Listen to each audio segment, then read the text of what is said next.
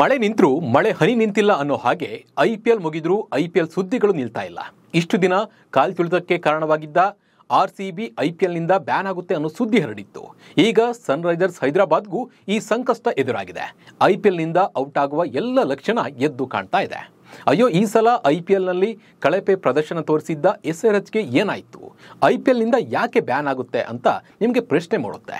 ಈ ಬಗ್ಗೆ ನಿಮಗೆ ಸಂಪೂರ್ಣವಾದ ಮಾಹಿತಿಯನ್ನು ನೀಡ್ತಾ ಹೋಗ್ತೀನಿ.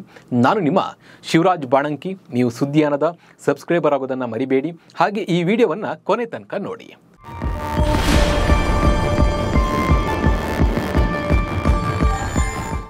ಐಪಿಎಲ್ನಿಂದ SRH ತಂಡ ಹೊರಬೀಳುತ್ತೆ ಅನ್ನೋ ಸುದ್ದಿ ಈಗ ಬರ ಸಿಡಿಲಿನಂತೆ ಅಪ್ಪಳಿಸಿದೆ.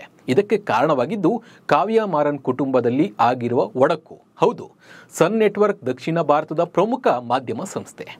ಈಗ ಇದರ ಮಾಲೀಕರಾದ ಕಾವ್ಯ ಅವರ ತಂದೆ ಕಲಾನಿಧಿ ಮಾರನ್ ವಿರುದ್ಧ ಒಂದು ಆರೋಪ ಕೇಳಿ ಬಂದಿದೆ.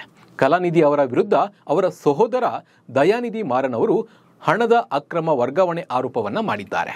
ಈ ವಿವಾದವು ಸನ್ರೈಸರ್ಸ್ ಹೈದರಾಬಾದ್ ತಂಡದ ಮಾಲೀಕತ್ವದ ಮೇಲೆ ಗಂಭೀರ ಪರಿಣಾಮ ಬೀರಬಹುದು ಎಂದು ವರದಿಯಾಗಿದೆ.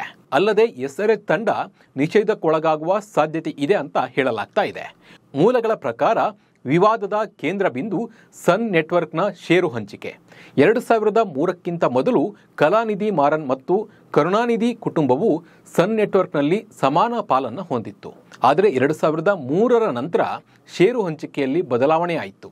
ತಂದೆ ಮುರುಸೋಲಿ ಮಾರನ್ ಅನಾರೋಗ್ಯದಿಂದ ಬಳಲುತ್ತಿದ್ದ ಸಂದರ್ಭದಲ್ಲಿ ಕಲಾನಿಧಿ ಮತ್ತು ಅವರ ಪತ್ನಿ ಕಾವೇರಿ ಮಾರನ್ ಕಂಪನಿಯ ನಿಯಂತ್ರಣವನ್ನು ತಮ್ಮ ವಶಕ್ಕೆ ಮಾಡಿಕೊಂಡಿದ್ದಾರೆ ಎಂದು ದಯಾನಿಧಿ ಮಾರನ್ ದೂರಿದ್ದಾರೆ. ಸಹೋದರನ ವಿರುದ್ಧವೇ ಮನಿ ಲ್ಯಾಂಡರಿಂಗ್ ಆರೋಪ. ಇನ್ನು ಕಾವ್ಯ ಮಾರನ್ ಅವರ ತಂದೆ ಕಲಾನಿಧಿ ಮಾರನ್ ಅವರ ವಿರುದ್ಧ ಅವರ ಸಹೋದರ ದಯಾನಿಧಿ ಮಾರನ್ ಅವರೇ ಮನಿ ಲ್ಯಾಂಡರಿಂಗ್ ಆರೋಪವನ್ನು ಮಾಡ್ತಾ ಇದ್ದಾರೆ. ಸನ್ ಡೈರೆಕ್ಟ್ ಟಿವಿ, ಸನ್ ಪಿಕ್ಚರ್ಸ್, FM ಚಾನೆಲ್ಗಳು ಮತ್ತು ಸನ್ ರೈಸರ್ಸ್ ಹೈದರಾಬಾದ್ನಂಥ ಕಂಪನಿಗಳನ್ನು ಸ್ಥಾಪಿಸಲು ಸನ್ ನೆಟ್ವರ್ಕ್ನ ಹಣವನ್ನು ದುರುಪಯೋಗಪಡಿಸಿಕೊಳ್ಳಲಾಗಿದೆ ಎಂದು ದಯಾನಿಧಿ ಆರೋಪಿಸಿದ್ದಾರೆ. 2005ರಲ್ಲಿ ಸನ್ ಟಿವಿ ತನ್ನ ತಾಯಿಯಾದ ಮಲ್ಲಿಕಾ ಮಾರನ್ಗೆ 10.64 ಕೋಟಿ ರೂಪಾಯಿ ಡಿವಿಡೆಂಡ್ ಪಾವತಿಸಿದೆ ಎಂದು ತಿಳಿಸಿತ್ತು. ಆದರೆ ಯಾವುದೇ ಪಾವತಿ ಆಗಿಲ್ಲ. ಈ ಹಣವನ್ನು ಸನ್ ರೈಸರ್ಸ್ ಹೈದರಾಬಾದ್ ಸೇರಿದಂತೆ ಇತರ ಕಂಪನಿಗಳ ಸ್ಥಾಪನೆಗೆ ಬಳಸಲಾಗಿದೆ ಎಂದು ದಯಾನಿಧಿ ಮಾರನ್ ಆರೋಪಿಸಿದ್ದಾರೆ. ಐಪಿಎಲ್ನಿಂದ ಔಟ್ ಆಗುತ್ತಾ SRH ಬ್ಯಾನ್ ಆಗುವ ಆತಂಕ ಕಾಡ್ತಾ ಇದೆ. ಹವಾಲಾ ಪ್ರಕರಣಕ್ಕೆ ಸಂಬಂಧಿಸಿದಂತೆ ಒಂದು ವೇಳೆ ನ್ಯಾಯಾಲಯವು 2003ರ ಷೇರು ಮಾದರಿಯನ್ನು ಪುನಃ ಸ್ಥಾಪಿಸಬೇಕೆಂದು ತೀರ್ಪು ನೀಡಿದರೆ ಸನ್ ನೆಟ್ವರ್ಕ್ನ ಮಾಲೀಕತ್ವದಲ್ಲಿ ಗಮನಾರ್ಹ ಬದಲಾವಣೆ ಆಗಬಹುದು.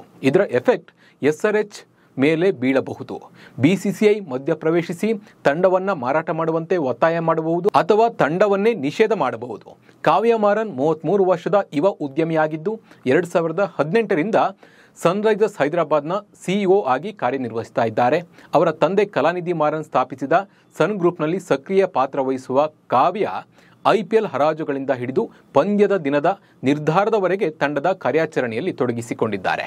ಆದರೆ ಈ ಕಾನೂನು ವಿವಾದ ತೀವ್ರಗೊಂಡರೆ SRH ಮಾಲೀಕತ್ವವನ್ನು ಕಳೆದುಕೊಳ್ಳುವ ಸಾಧ್ಯತೆ ಇದೆ.